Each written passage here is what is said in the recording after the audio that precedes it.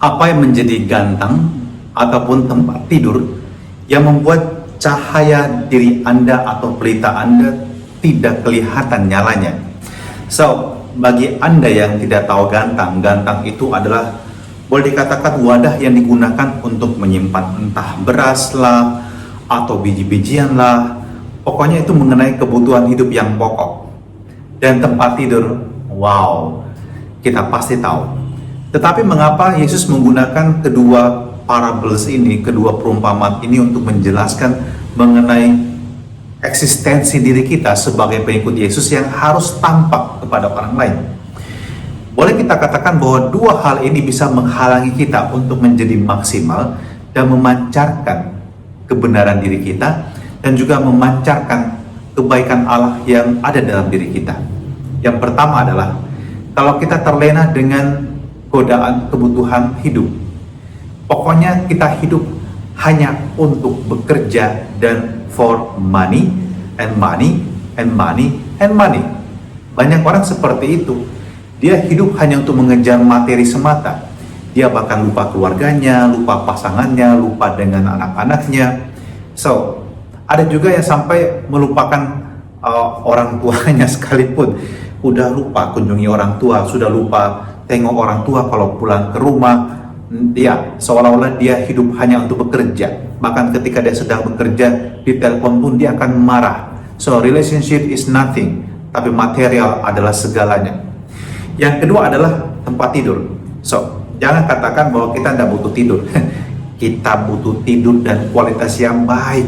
Jika Anda orang yang bisa tidur cukup banyak 8 jam sehari, be grateful. Banyak orang yang susah tidur.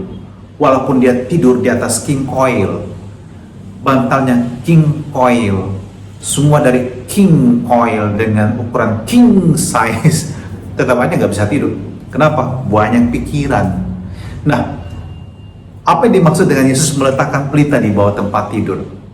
Kita semua senang istirahat, kita senang tidur, kita senang bermalas-malasan. Yes, I love my bed too. On the bedtime, I will go. Pokoknya dengan penuh semangat saya akan tidur. Kita butuh itu semua. Tetapi kalau kita kemudian menjadikan, boleh dikatakan, kemalasan sebagai pusat hidup kita, cahaya kita akan pudar. So, kalau kita bermalas-malasan, kita menganggap kita bisa nyantai, tidak usah kerja keras, tidak usah belajar dengan keras, semua akan baik-baik saja. Wait, suatu waktu semuanya akan berlalu dan Anda merasa Anda akan ketinggalan. Saya tidak mengatakan tidak perlu tidur cukup, perlu. Tetapi ini yang paling penting, bukan soal tidur, tapi apakah kita tahu tugas dan tanggung jawab kita? Apakah kita bertanggung jawab untuk apa yang dipercayakan kepada kita dalam dunia pekerjaan kita, dalam pelayanan kita? Juga ketika anak-anak semakara, anak-anak sekolah, tahu tanggung jawabnya untuk belajar, bukan untuk bermalas-malasan. Pandemi ini akan panjang dan sudah cukup panjang, dan jika Anda bermalas-malasan, percaya, apa yang kamu tabur itu akan kamu tuai. Kalau kamu bermalas-malasan, kamu tidak akan berhasil.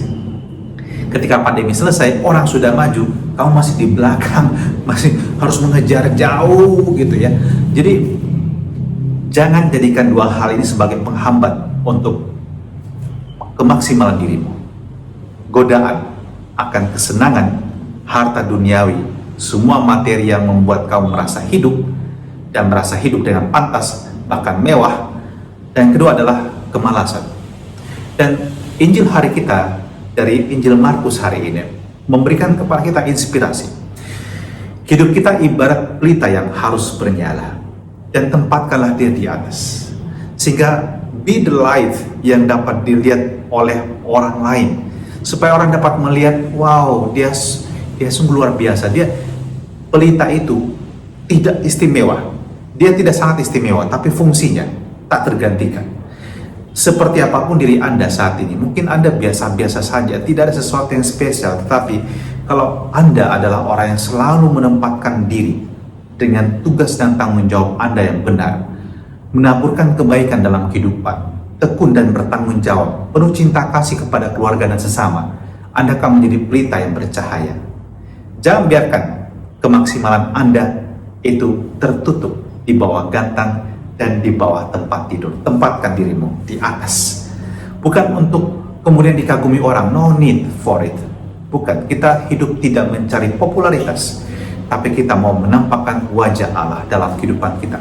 Bagaimana caranya? Lewat perkataanmu, tampakkan wajah Allah. Lewat perbuatan dan tanggung jawabmu, tampakkan wajah Allah.